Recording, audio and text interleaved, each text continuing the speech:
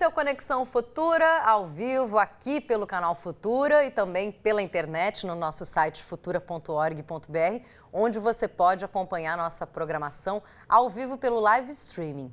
Em 1997 foi sancionada a Lei das Águas, a Lei número 9.433, que estabeleceu a Política Nacional de Recursos Hídricos e criou o Sistema Nacional de Gerenciamento de Recursos Hídricos. O Brasil foi o primeiro país da América Latina e do Caribe a ter esse tipo de plano, que faz parte das metas do milênio. Ou seja, de lá para cá já se foram quase 20 anos. No entanto, a crise dos recursos hídricos, em especial da situação precária dos rios no país, coloca em xeque a gestão da água por parte do poder público, a utilização pela agricultura e indústria e o consumo também pela população. É fato que essa crise brasileira não é isolada. Ela está inserida no contexto mundial, onde a administração da água é pauta do mundo, da Organização das Nações Unidas, e recentemente uma crise acomete também o leste europeu. A carência de água potável para mais de 1 bilhão de pessoas no mundo e falta de saneamento para mais de 2,5 bilhões é prova disso. Para discutir essas questões da despoluição dos rios brasileiros, apontada aí como uma grande saída para os problemas, inclusive ambientais no país, a gente recebe ao vivo aqui no estúdio o Júlio Wasserman, que é oceanógrafo da Universidade Federal Fluminense, professor também da UF, e Gabriela Viana, que é coordenadora de projeto no Guapiaçu Grande Vida. Você em casa, como sempre, no trabalho, onde você estiver, nosso convidado a interagir com a gente pelas nossas redes sociais, pode tirar suas dúvidas e fazer os seus comentários através das nossas redes no Facebook e também no @Canal Futura no Twitter, e também pode participar pelo nosso telefone da produção, que é o 0 operadora 21 2273 5020. Muito bem-vindos.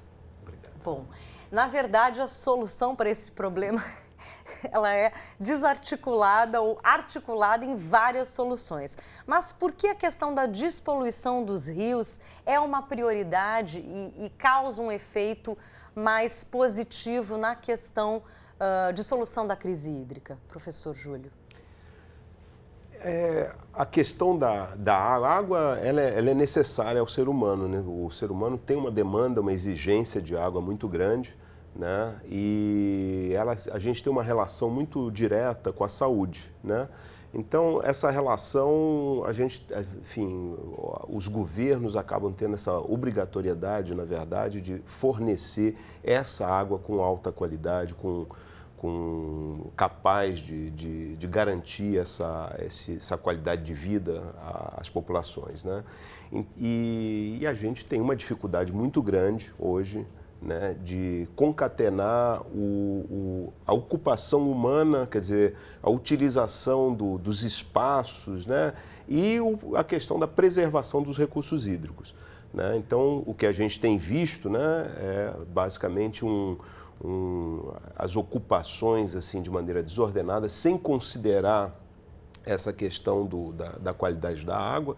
E isso daí tem levado aí uma degradação, né? E o problema maior que a gente observa é que de todos os estudos que a gente tem feito, tem realizado, que o ser humano tem realizado sobre essa questão da água, é que a gente tem esse decréscimo, a gente não sabe exatamente qual tipo de ação, né?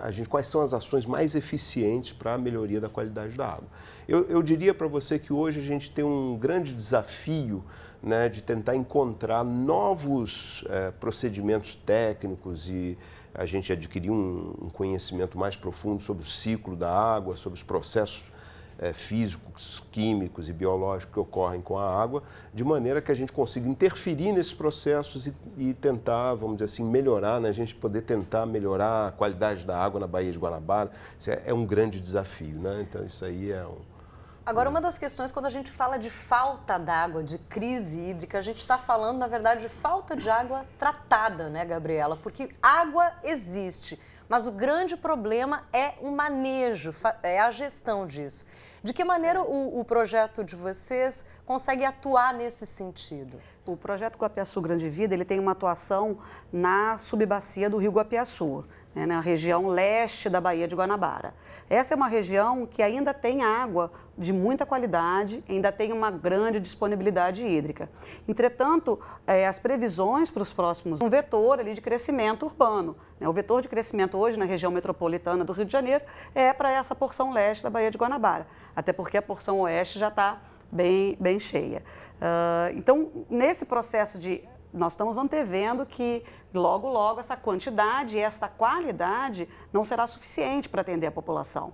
Então, nós estamos pensando num médio e longo prazo. Então, a ação ambiente, na recuperação das matas ciliares, na recuperação das nascentes e até da própria proteção dessas nascentes. Nós temos uma caixa d'água na parte superior da serra, que é onde a água é produzida, mas ela vai se perdendo ao longo dos rios. Né? Quando ele começa na área da Baixada, primeiro porque é um costume muito antigo de que se produz na beira do rio. São as áreas mais férteis, são as áreas mais fáceis para a produção de agricultura. O povoamento, né, todo da humanidade. A ocupação da cidade se dá muito próximo dos rios, e o rio é utilizado para tudo, tanto para a gente retirar água, quanto também para levar aquilo que a gente não usa mais. Seja o lixo, que tem muita gente ainda tem o hábito de jogar lixo no rio. Né? Diretamente no rio. Diretamente no rio, assim como o nosso esgoto, que na maioria das cidades não é tratado e é jogado diretamente nos rios. Então, uma cidade que está mais próxima da serra... Vai sofrer... Ela vai receber água limpa, mas quem está mais abaixo já não recebe uma água tão limpa. E aí tem os custos, né? Que quando a gente paga a conta de água, ali está embutido o tratamento, a distribuição e não propriamente a água. Não é a quantidade de água que você não está pagando pelo bem que a floresta produziu, que o nosso ecossistema produziu. Você está pagando pelo serviço. Mas o serviço de quem manteve a floresta, o serviço de quem ou replantou a floresta, esse não está embutido. Eu vou incluir também na nossa conversa a Célia Felizari, que é engenheira agrônoma com uma especialização em gestão de agronegócios e presidente da Apromate, que é a Associação dos Produtores de Erva Mate de Machadinho, no Rio Grande do Sul. Muito bem-vinda, Célia. Aí no município, uma parceria entre a Emater, a Embrapa, Florestas, a Associação dos Produtores de Erva Mate de Machadinho e outras instituições está desenvolvendo um projeto chamado Nascentes, que já recuperou 56 nascentes em 54 pequenas propriedades rurais aí do município. De que forma vocês, de forma coletiva, conseguiram envolver os produtores rurais nessa ação? Boa tarde, Juliana. Para nós é uma satisfação estar participando desse programa. Foi exatamente uma parceria entre várias instituições, Embrapa Florestas, Emater, Tractebel Energia, Consórcio Machadinho, Instituto Alcoa, a Cambona, Indústria de Erva Mate, junto com a Universidade de Passo Fundo e o Departamento de Florestas do Estado. Bom, inicialmente houve uma resistência por parte dos produtores em entrar nesse programa, que é um projeto de conservação da água, né? Produção, aumentar a produção de água e a qualidade da água. Então houve uma certa resistência em função das áreas que seriam trabalhadas, né, no entorno das nascentes e também nas áreas de captação da água, que são as áreas acima das nascentes. Então a gente teve uma dificuldade inicial, mas que com a conscientização dos nossos produtores, nós tivemos um acordo com eles em trabalhar também uma questão de geração de renda, a qual seja o consórcio da erva mate com espécies florestais nativas da nossa região, né? Então, fazendo um sistema agroflorestal onde o produtor pudesse gerar renda na propriedade com a erva mate e também proteger as nascentes, recuperar as nascentes no entorno delas. Então, esse trabalho foi iniciado, em 2011, e como tu mesmo falou, nós já temos 54 propriedades incluídas no projeto e 56 nascentes, com uma perspectiva para mais 25 propriedades e 25 nascentes iniciando em 2016, né, e 2017. Certo. Célia, vocês estão inseridos numa região onde há uma usina hidrelétrica. Se eu não me engano, ela está ativa desde o ano de 2002. O que mudou para a região com a presença dessa usina em termos de gestão dos recursos hídricos? Bom, eles têm trabalhado e apoiado projetos que visam, então, preservar o meio ambiente, o plantio dessas espécies nativas também é uma exigência da compensação, né, que houve, e também essa geração de renda para os produtores, uma forma de compensar, então, todo esse o dano ambiental que causou com o efeito, né, da usina. Mas está sendo compensado em virtude de que os nossos produtores estão bem adaptados e também têm trabalhado com alta tecnologia, com a pesquisa trabalhando junto, né, a Emater, então a Embrapa, a Emater e todas essas instituições que vieram trabalhar junto com o nosso projeto, também aumentando a produção e a qualidade da água também para a geração de energia. Professor Júlio, quando a gente está falando de envolvimento de produção agrícola nesse sentido, a gente está falando de atuar justamente na área onde mais polui junto com a indústria. Em termos de políticas públicas, como estamos em termos de Brasil, quando a gente fala não só de pequeno produtor, mas também de agronegócio?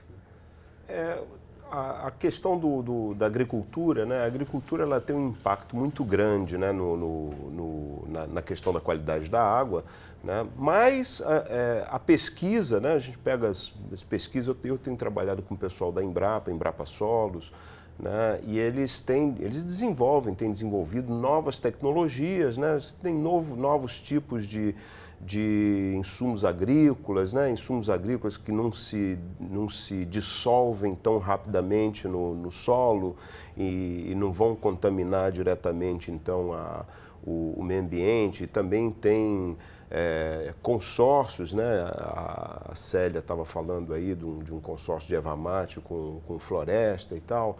E essas novas tecnologias, né, que são coisas, eu acho, que vão permitir a gente de conseguir produzir, porque a gente também não pode falar, nós somos protetores do meio ambiente, a gente gostaria que isso tudo fosse preservado, mas a gente precisa produzir erva mate, a gente precisa produzir soja, a gente precisa produzir esses produtos que fazem parte senão a gente não consegue se alimentar.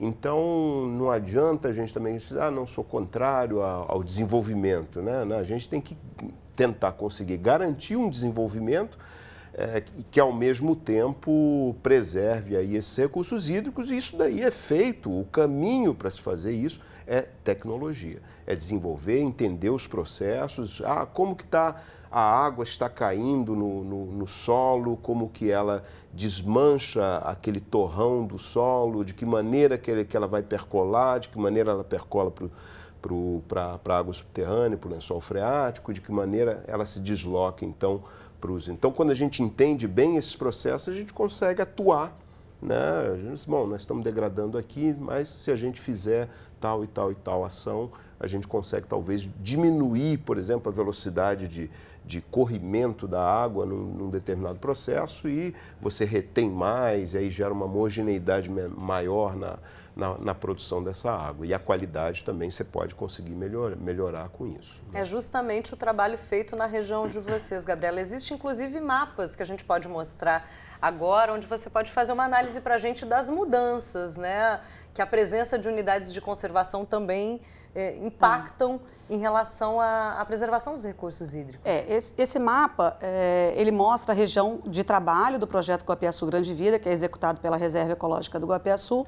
Nós trabalhamos na subbacia do Rio Guapiaçu, que fica a 100 quilômetros da cidade do Rio de Janeiro, né? Então, no canto, em rosa, a gente vê o mapa do município. Essa subbacia pega metade do município, né? E nas áreas verdes, são áreas ainda protegidas, né? Protegidas legalmente, porque são partes do Parque Estadual dos Três Picos, que é o maior parque estadual no Rio de Janeiro. E abaixo existe também um cordão ali de pequenos morros, que também é uma unidade municipal que protege também o restante de vegetação. Na verdade, as unidades de conservação, né, elas estão exatamente no que restou de vegetação nativa, vegetação que está começando a se recuperar. Algumas não são um estágio de recuperação do ambiente.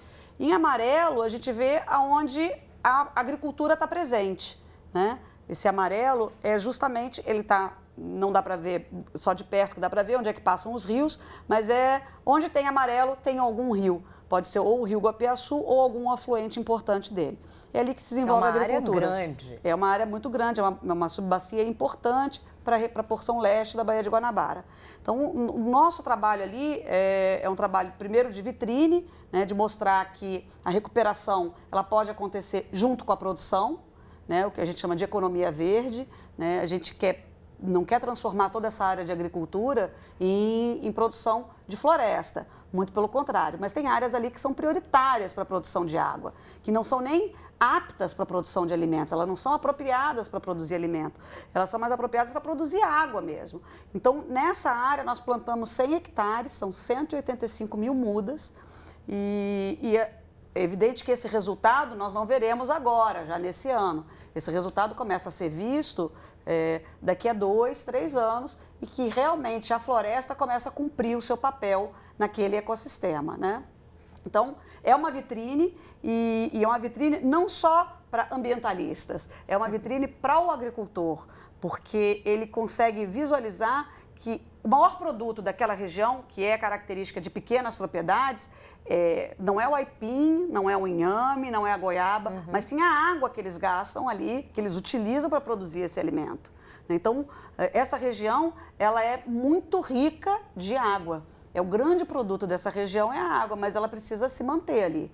Do contrário, ela vai embora. Com a ajuda dos produtores. Com a ajuda dos produtores. Então, esse é o trabalho que nós estamos fazendo para conseguir sensibilizar os agricultores. Célia, a região de Machadinho também produz outros alimentos além da erva mate. Como tem sido o impacto em relação a esses outros produtores, esse projeto em especial que vocês têm desenvolvido com os produtores de erva mate? Nós temos trabalhado na parte da conscientização de outros produtores que também se incluam, principalmente aqui nós temos a atividade leiteira, que é muito forte, atividade da pecuária de corte, também soja, né? E a gente está levando esse trabalho como modelo da Associação dos Produtores de Erva Mate. Além dos produtores de erva mate, a gente inclui dentro do projeto outros produtores que tenham interesse em se beneficiar, né, em trabalhar com o problema da nascente, o problema da água, a recuperação dela, e a gente tem levado na divulgação, né, através da escola, através de palestras, de eventos, levando um pouquinho desse trabalho e dessa metodologia que é aplicada através da pesquisa, né? A pesquisa, além dela trabalhar diretamente com o projeto, a Embrapa também coleta informações para serem levadas para outros produtores, para outras regiões. Célia, obrigada, viu, pela sua participação aqui no Conexão Futura. Parabéns a vocês pelo trabalho, que vocês consigam sensibilizar cada vez mais os produtores e a população da região nesse sentido da preservação do nosso bem mais precioso. Até uma próxima oportunidade. Obrigado pela oportunidade. Até mais. A gente tem a participação do Leandro Fernandes, de São Miguel, do Rio Grande do Norte. Ele escreveu no Facebook, fez um comentário, disse que esse é um tema realmente muito pertinente a ser discutido.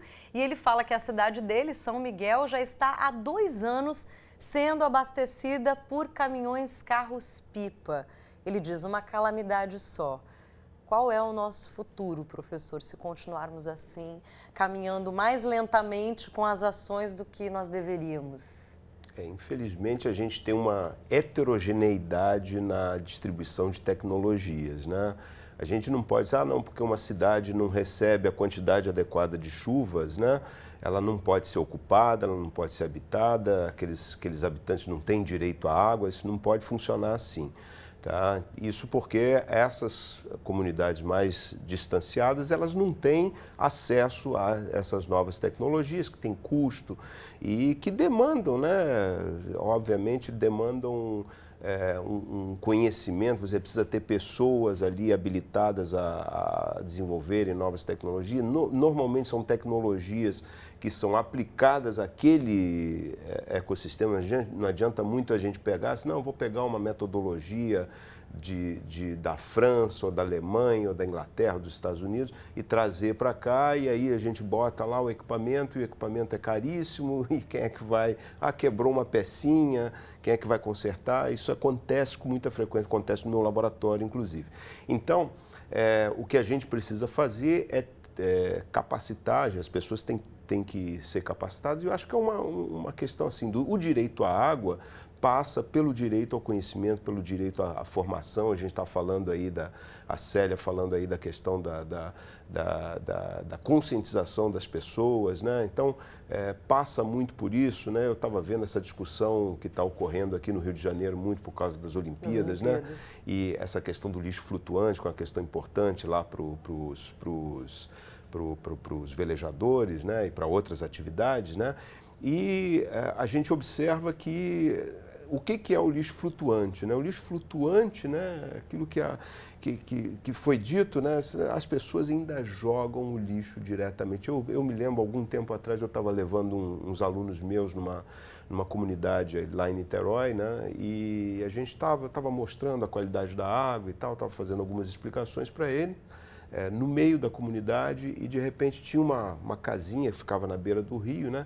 E eu estava olhando, mostrando alguma coisa para eles, de repente sai uma garrafa PET de dentro, acho que provavelmente era uma cozinha, saiu da cozinha e caiu direto no rio, saiu voando, né? Talvez não tenha sido sozinho, não sei como é que ela adquiriu asas, aquela garrafa PET, né? Saiu da cozinha e foi direto para o rio. Quer dizer, as pessoas jogam de maneira irresponsável, acham que aquele ambiente... E essa mesma garrafa PET, né, que vai entupir os bueiros depois e vai inundar a própria casa dela. E gerar problemas, né? E doenças Então, mais adiante. A gente precisa passar por isso, a gente precisa passar por um processo de conscientização. De transformação. Isso, e vamos dizer assim, de democratização desse conhecimento, né? Porque o conhecimento permite, por exemplo, numa comunidade como a do nosso amigo, modificar, né? Modificar essa esse seja o grande desafio, né? Isso, Gabriel, para a política pública, até nós temos uma política pública de recursos hídricos bastante favorável a essa gestão, uma gestão democrática, participativa, que traz inclusive o usuário, a sociedade civil para dentro das decisões via os comitês de bacias, inclusive com previsão de recurso para investir naquela região do Plano Nacional de Recursos Hídricos. Isso mesmo. Então nós temos os comitês, temos as agências, mas o grande desafio é fazer que cada um que se utiliza desse serviço, que abre a sua torneira, seja em qual bairro for, seja em qual cidade, zona urbana, zona rural, ele tem que ter a consciência de que, ao abrir a torneira, alguém está produzindo. E ao jogar a garrafa PET, o fogão, o sofá dentro do rio, alguém vai ter que pagar para retirar isso. E é uma ação contra todos nós, né? Isso. Esse é o grande desafio. Obrigada, gente. Foi um prazer conversar com vocês hoje. Espero poder conversar novamente sobre esse tema com outras perspectivas em breve. Muito obrigada. Nós é que agradecemos. A você também que acompanhou esse programa, muito obrigada. A gente espera você sempre de segunda a sexta-feira ao vivo, a partir das 2h30 da tarde. Nós também temos exibições do Conexão Futura à 00:30 e às 7h30 da manhã, esses horários alternativos. E nós também temos o nosso encontro marcado sempre que você quiser acessar o nosso site futura.org.br e o nosso canal no YouTube. Até amanhã. Beijo.